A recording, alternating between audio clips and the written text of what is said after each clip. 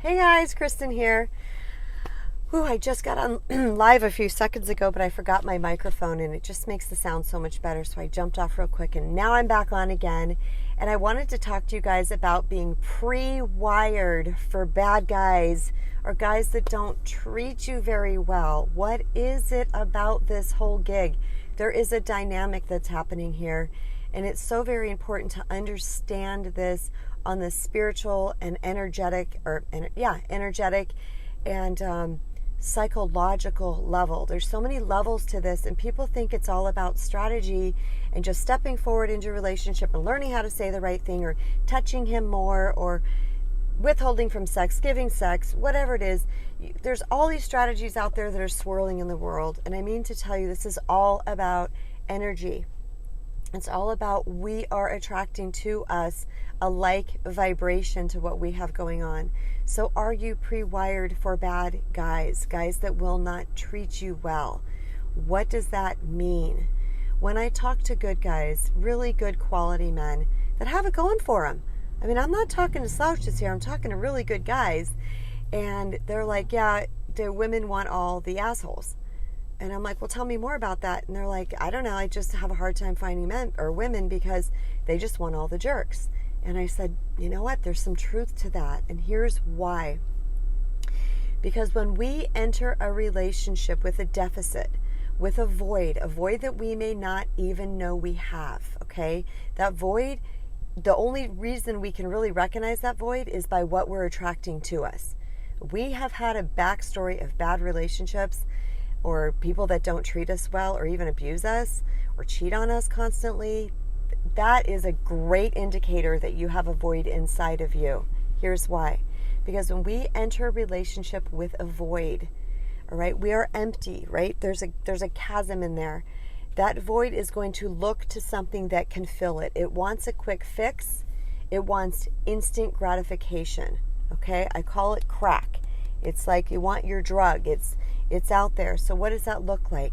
It looks like a super charming, smooth, cute guy with a big, handsome smile who sweeps you off your feet and makes you feel like you have never felt before.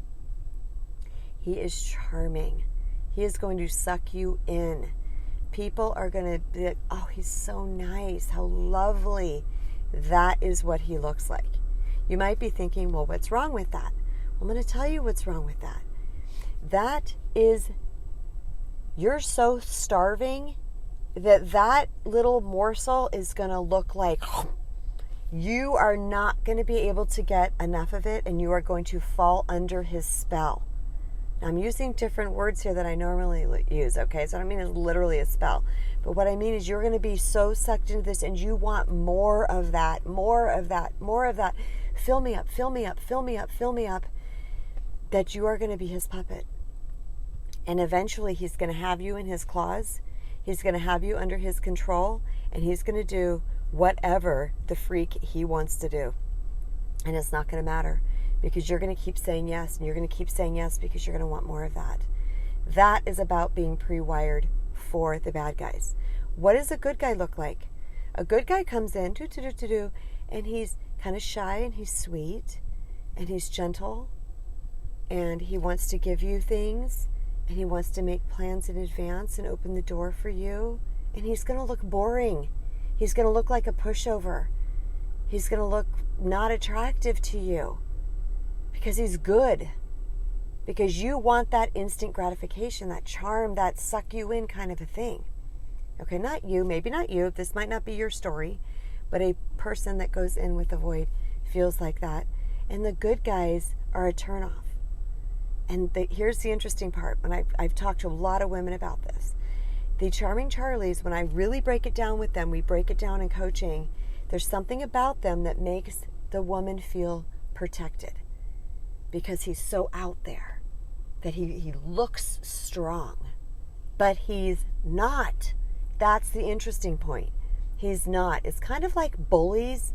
They look powerful, but inside they're really super weak and just blow on them and they run scared the other direction. It's kind of the same way. These guys come on hard and strong like they got it all put together, but really they're not. They're weak. They're not going to have your back. They need people constantly filling them.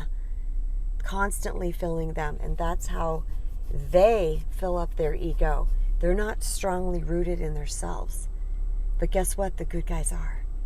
They are. Every good guy I know would take a bullet for his woman. And I'm not even kidding about that. He makes her a priority. He sets her aside. He makes sure that she's happy. And he lives his own life too. He's not a pushover. He's not a doormat. We're talking about quality, strong, awesome guys. There's a super point that I wanted to make. Oh, recently, a friend of the family's, she has told me that, okay, let me tell you that in a minute. What I want to tell you is that until you heal your self-worth inside yourself, you're always going to have that empty void that wants that instant gratification, that wants that crack. When you start to heal that inside of yourself and you know your worth even just a little bit, you see the red flags with those charming Charlies. They just look different. I can't stress that enough. They just look different to you. They're not attractive anymore. You have broken that pre-wiring. And the charming, sweet guys, or not charming, well, they can be charming. The nice, sweet, wholesome, have your back, work hard for you guys that you think might be boring or won't protect you, you're going to see the difference in them. They're going to stand out to you, and they are going to be sexy mofos. You're going to really get that. All right, the last thing I want to say is that story is going to tell you is that a friend of mine, it's one of those stay tuned things. This guy came in, swept her off her feet, throwing money at her, telling her she doesn't have to work. They met in April of this year and got married in like a couple months ago. So it's like whirlwind. And he's already told her not to work. He's already told her, he's doing all these crazy and fancy things for her and her son.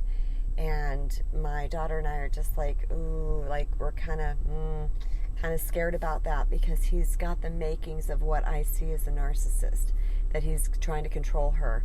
And she's like, this is the best thing that's ever happened to me. And she's beside herself. And I'm probably not getting all the details right, but I'm a little concerned here because that's what it looks like. That is what it has looked like over and over and over again. So if this sounds like something that, I'm way up in that camera, aren't I? I was trying to make a point.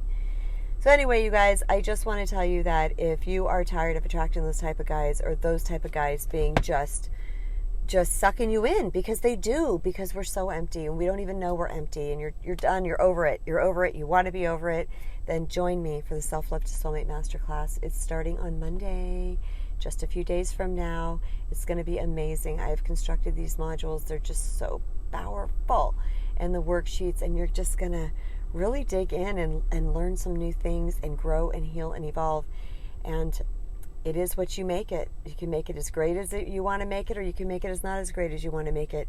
But for $297, shit, I wouldn't be passing this up at all. I am giving you guys what I wish somebody would have given me. All right, you guys, much love. Super peace. Bye.